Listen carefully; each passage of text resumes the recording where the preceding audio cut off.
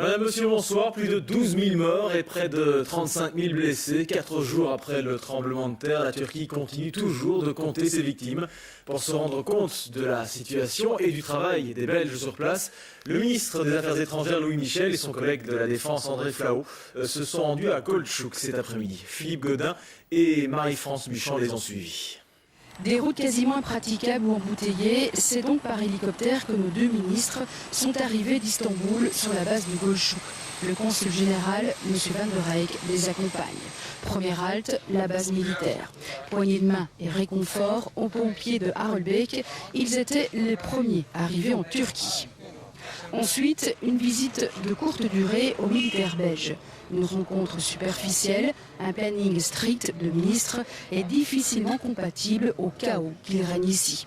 Nos troupes ont attendu 1 heure et ont préféré partir sur le terrain, là où on a besoin d'eux. Louis Michel et André Flahault, fraîchement vaccinés contre le typhus, font donc une visite guidée.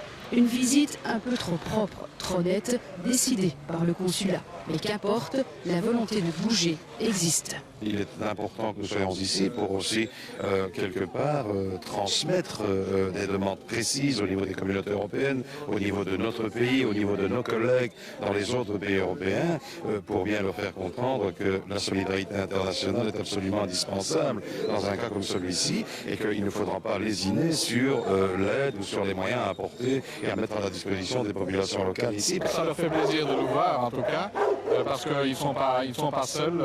Nous sommes derrière. Ils sont venus pour la plupart spontanément, y compris les militaires. Ils font leur possible, mais comme nous, ils se rendent compte que face à l'ampleur du désastre, on est très impuissants.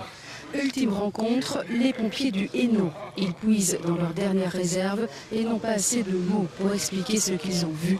Ensuite, nos deux ministres sont repartis, comme ils étaient venus, par les airs.